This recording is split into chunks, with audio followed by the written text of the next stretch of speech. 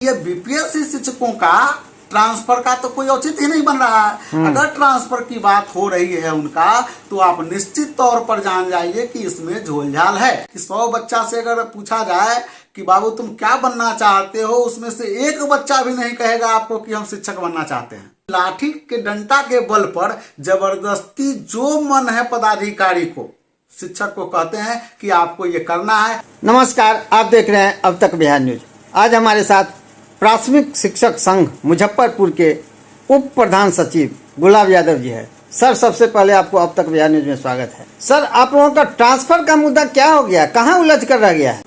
Transfer की जो प्रक्रिया शुरू की गई गवर्नमेंट के द्वारा, वो प्रक्रिया ही दोषपूर्ण रही है शुरू से, और इसके नियम कायदे रोज बदलते जाते हैं। जो हमारे एसीएस साहब हैं, वो ट्रांसफर को लेकर के किसी एक चीजों पर तटस्थ नहीं है।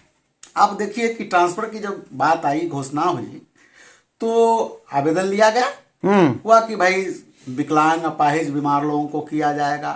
फिर बात आई कि उसमें जो बीपीएससी वाले हैं उनको किया जाएगा, तब विशेष शिक्षक बने हैं उनको किया जाएगा, या जो नियोजित हैं उनको किया जाएगा। लेकिन ये दोषपूर्ण व्यवस्था में ट्रांसफर को कर लेना, ये बड़े पैमाने पर हम समझते हैं कि ये संभव नहीं है। अब देखिए कि ट्रांसफर की जो प्रक्रिया जो होनी चाहिए थी, जो बरसों से हमारे शिक्षक बीमार हैं, लाचार हैं, अपंग हैं, विधवा हैं, महिलाएं हैं, वो ट्रांसफर के लिए मांग कर रहे हैं, तो उनका ट्रांसफर पहले फेज में होना चाहिए था। दूसरा कि जो बरसों से हमारे नियोजित शिक्षक जो अंतर जिला काम कर रहे हैं, या जिला में ही बहुत दूर काम कर रहे हैं, अपने प्रखंड से हट करके बहुत दूर काम कर रहे हैं, तो उनका ट्रांसफर पहले होना चाहिए था।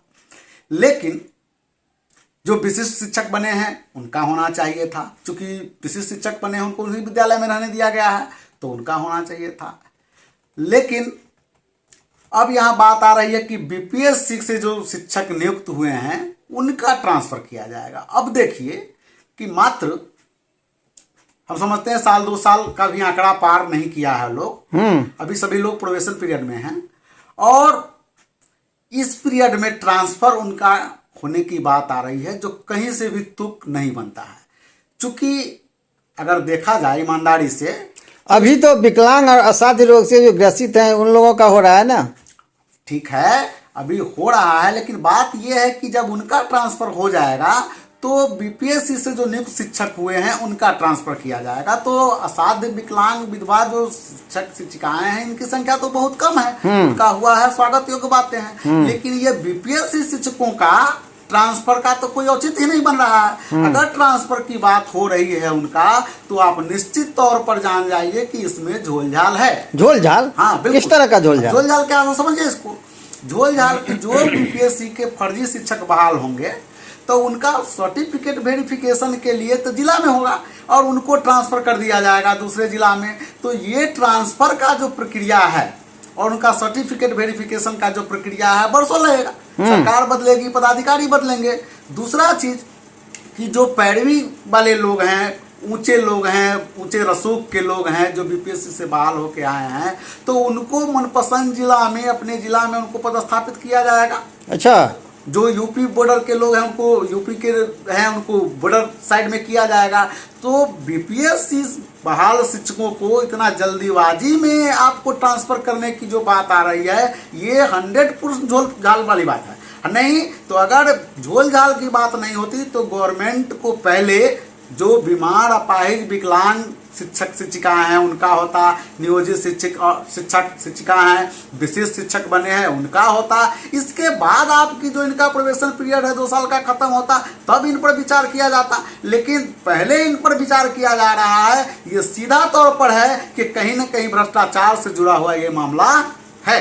ये आप तय मान लीजिए। निश्चित रूप से उनको कहीं ना कहीं रूप से लाभ पहुंचाने के लिए ट्रांसफर की बात की जा रही है, और खास करके बीपीएससी वाले पर जोर दिया जा रहा है। अरे, शिक्षा मंत्री जी कह रहे हैं पारदर्शी तरीके से ट्रांसफर का समझाया जाएगा।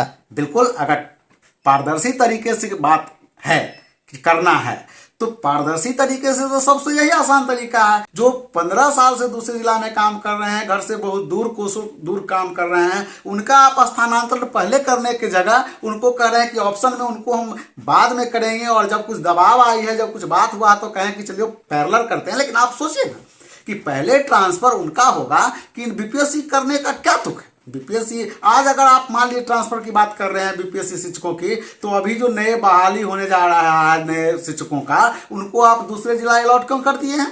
उनको तो जो जिला में उनका आवंटन है उस जिला में रखिए, उनको जहां वो दिए हैं चॉइस में उनको दीजिए। तो वहां नहीं करके फिर उनको दूसरा जिला भेज रहे हैं, फिर बाद में उनको ट्रांसफर करके लाइएगा।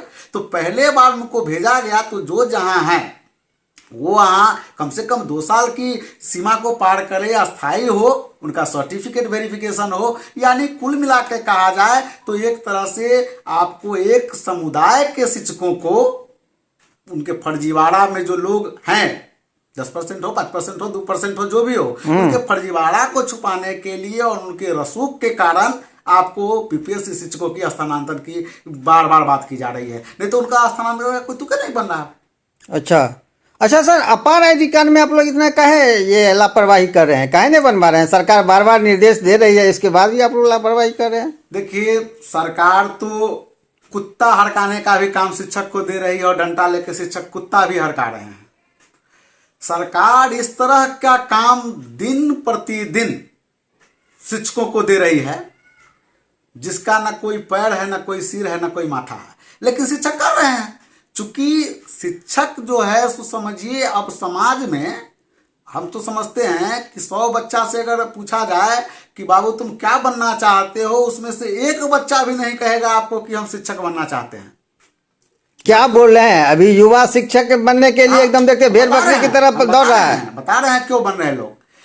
इसलिए बन रहे हैं शिक्षक कि नौकरी में जितना जो वैकेंसी है दूसरे सेक्टर में उतना वैकेंसी आया नहीं, शिक्षकों की वैकेंसी आई, बेरोजगारी है, इसलिए लोग आपको इसको ऑप्शन के तौर तरीके में देख रहे हैं, एक विकल्प के रूप में देख रहे हैं। तो शिक्षक आपको बनने जा रहे हैं। नहीं तो बच्चा जो देख रहा है शिक्षक को प्रताड़ित होते हुए समाज से, सरकार से, पदाधिकारी से, तो बच्चा जो युवा पीढ़ी है वो आपको टीचर बनना नहीं चाहता। आनाकानी शिक्षक क्या करेंगे? न उनको मोबाइल दिया गया, न इसका कोई ट्रेंड हैंड है इसके लिए बहाल, न उनको सिम है इसके लिए, न नेट है। और इस सब काम में जानते हैं कि आपको इंटरनेट लगता है, नेट खर्च होता है, और शिक्षक अपने जेब के नेट से ये काम कर रहे हैं। यानी कहा जाए कि लाठी के डंडा के बल पर जबरदस्ती जो मन है पदाधिकारी को, शिक्षक को कहते हैं कि आपको ये करना है, नहीं कीजिएगा वेतन कटौती कर देंगे, नहीं कीजिएगा वेतन बंद कर देंगे। बेचारा निरीह बना हुआ शिक्षक है, और मजबूरी में सरकार जो कदम